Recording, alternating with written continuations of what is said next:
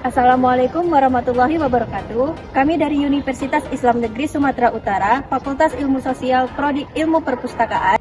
Video ini dibuat untuk memenuhi mata kuliah Akhlak Tasawuf dengan dosen pengampu Bapak Irwansyah MA.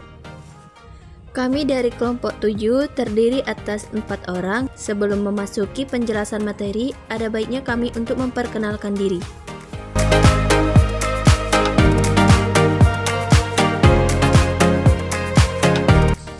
Dengan saya sendiri, Ayu Widari dengan NIM 0601232023. Selanjutnya Anissa Halis dengan NIM 0601232024. Berikutnya Aulia Azhara dengan NIM 0601232021. Dan yang terakhir adalah Rahmania Tasyanda dengan NIM 0601232020.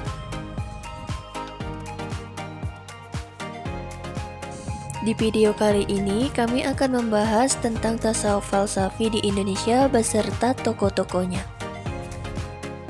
Sebelum masuk penjelasan tentang tasawuf falsafi di Indonesia dan tokoh-tokohnya, saya ingin memberitahu apa itu tasawuf.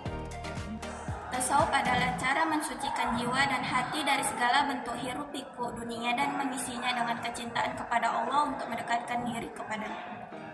Dalam sejarahnya, tasawuf muncul pada masa tabi'in abad kedua dengan aliran-aliran yang berkembang pada abad ketiga dan keempat, seperti tasawuf falsafi. Tasawuf falsafi merupakan aliran dalam bertasawuf yang menggabungkan visi mistik dan rasional. Aliran ini menggunakan pendekatan filosof dalam pemikirannya, menggabungkan rasa dan rasio. Tokoh-tokoh dalam tasawuf falsafi mengerti dan akrab dalam ilmu filsafat Barat, Yunani kuno, dan filsafat Islam, seperti Socrates, Aristoteles, Al-Farabi, dan Ibnu Sina. Di Indonesia, tasawuf falsafi merupakan aliran tasawuf yang menggabungkan unsur-unsur tasawuf dengan pemikiran filsafat. Tokoh-tokohnya seperti Syekh Syamsuddin As-Sumatrani dan Hamzah Pansuri adalah beberapa yang terlibat dalam aliran ini. Mereka memadukan ajaran spiritualitas dalam tasawuf dengan konsep filosofis untuk memperluas pemahaman tentang hubungan manusia dengan Tuhannya dan makna kehidupan.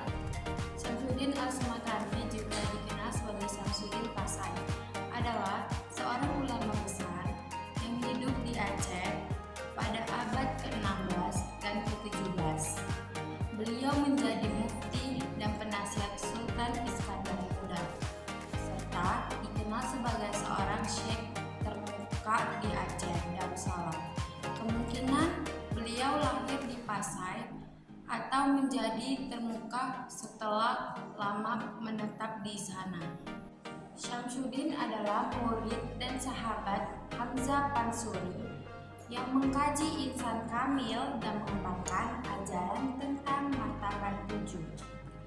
Pemikirannya tentang wujudiyah membedakannya dari Hamzah Pansuri tidak diketahui dengan pasti kapan dan di mana Syamsuddin dilahirkan, namun diketahui beliau wafat pada tahun 1630 Masehi.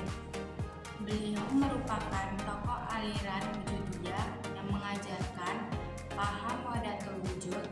Syamsuddin adalah ahli sufi filsuf yang mengakui hakikat Tuhan dan mengenali kesatuan yang tersendiri.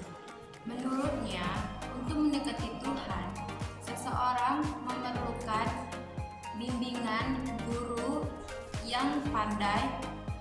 Tujuannya akhir sufi adalah makrifat, yaitu pengetahuan tentang segala yang meliputi. Beberapa pandangan Syamsuddin termasuk keyakinan bahwa Tuhan adalah sumber segala wujud. Zat adalah wujud Tuhan dan sifat Tuhan adalah kesempurnaan yang tidak dapat dipahami manusia. Ajaran wujud tercakup dalam martabat 7 yang merupakan jalan kepada Tuhan.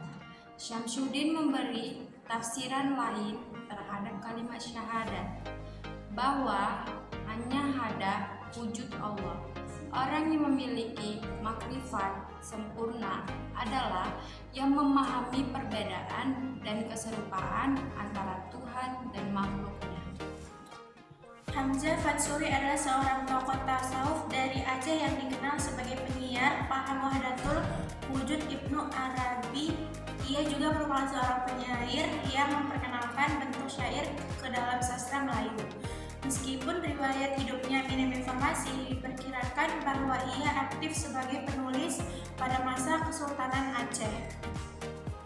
Di bawah pemerintahan Sultan Alauddin Riyad Syah Syahid Al-Mukammal, Hamzah Fansuri melakukan perjalanan ke berbagai tempat di Nusantara, Siam, India, Persia, Irak, dan Arab Saudi untuk mencari makrifat Allah Subhanahu wa Ta'ala. Setelah perjalanan pengembarannya, Hamzah Fansuri kembali ke Aceh dan mengajarkan ilmunya. Dia tinggal di beberapa tempat termasuk Barus, Kutaraja atau Banda Aceh, dan mendirikan daya atau pesantren di Oboh, Simpang Kanan, Singkap, bersama dengan Syekh Syamsuddin As-Sumantrani. Hamzah Fansuri merupakan tokoh aliran Wujudiyah yang dianggap sebagai guru Syamsuddin As-Sumantrani. Namun mereka juga dituduh menyebarkan ajaran sesat oleh ulama Nuruddin Ar-Raniri. Karya tulis Hamzah Fansuri menjadi landasan penting bagi peran bahasa Melayu dan dunia Islam. Karya-karya syairnya yang terkenal antara lain syair burung pingai, syair burung pungku, syair perahu, dan syair dagang. Selain itu, karyanya yang berbentuk prosa seperti Asrar Al-Arifin, Fi Bayan, Ibn Ashuluk, Wa At-Tauhid, dan Syarah Al-Shikin juga memiliki pengaruh yang signifikan. Karya-karyanya puisinya bergantung dalam kitab Rubai yang kemudian disyarahkan oleh As-Suman. Melalui pemikiran dan ajaran mereka, tasawuf falsafi di Indonesia menjadi bagian dari warisan intelektual dan spiritual yang kaya dalam tradisi keilmuan Islam di Indonesia. Para tokoh berupaya menyatukan dimensi spiritual dengan pemikiran rasional dan filosofis guna mencapai pemahaman holistik tentang eksistensi manusia dan alam semesta.